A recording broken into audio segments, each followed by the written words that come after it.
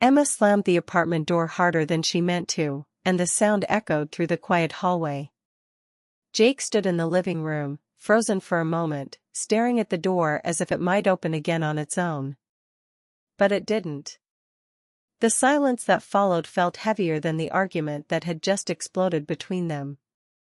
Outside, the city lights flickered through the window, and the rain tapped softly on the glass, but inside the room everything felt tense and cold.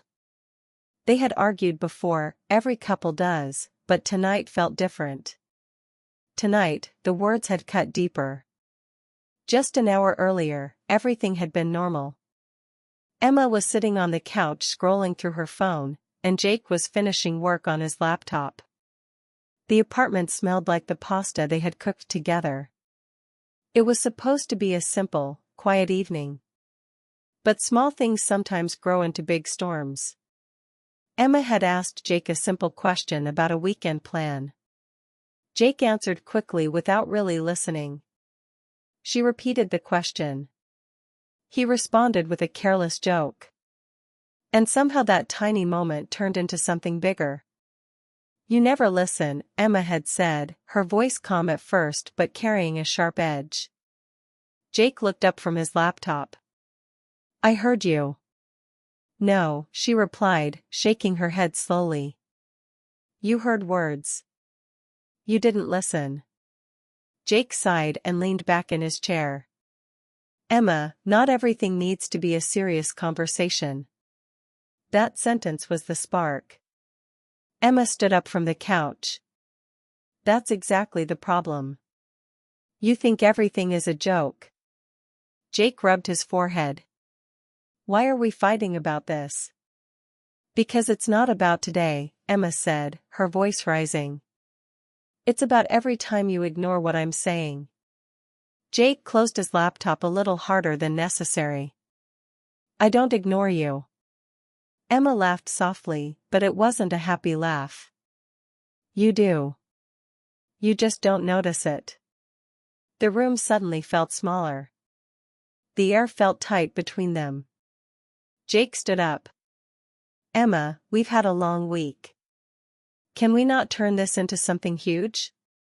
"That's the problem," she said, her eyes bright with frustration. "You always say that. You always avoid the real conversation." Jake felt his patience slipping. Maybe because every conversation becomes an argument. For a moment neither of them spoke. The rain outside grew louder, like the world was listening.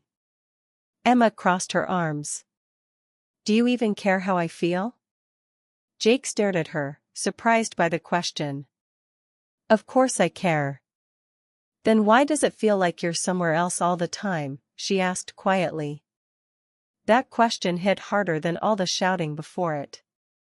Jake opened his mouth to answer but stopped. He didn't know how to explain the pressure he felt from work, the stress he carried every day, the way he sometimes shut down without realizing it.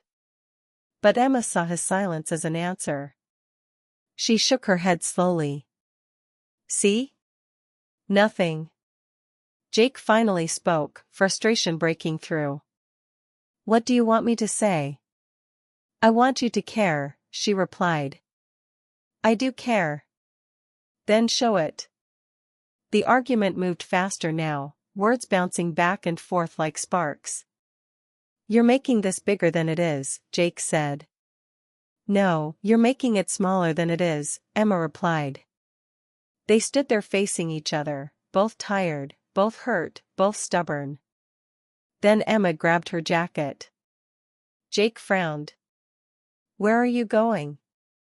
"I need air," she said quickly. "Emma." But she had already walked to the door. And then came the slam. Now Jake stood alone in the living room. The quiet felt strange after all that noise. He walked to the window and watched the rain slide down the glass. Cars moved slowly through the wet streets below.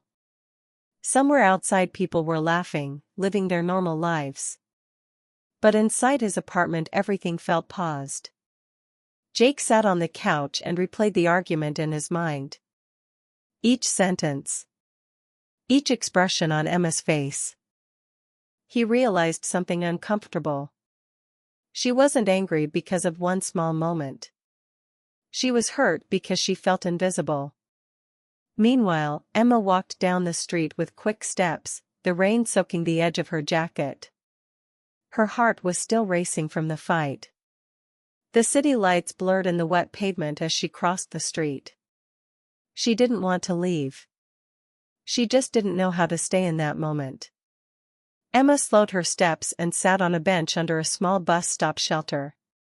She looked at the glowing windows of nearby buildings and wondered how many couples inside those apartments were having the same kind of arguments.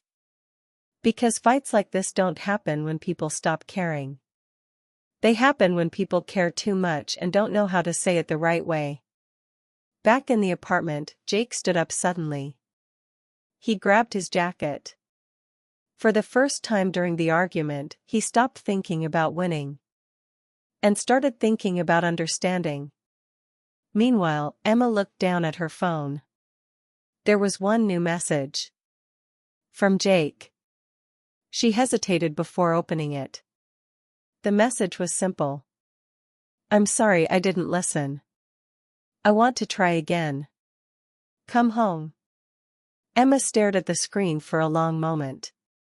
The rain continued falling around the quiet bus stop. Sometimes love isn't about never fighting. Sometimes it's about choosing each other again after the fight. Emma stood up slowly. And started walking back. Because some arguments don't end relationships. They remind people why the relationship matters. Broken heart, red heart.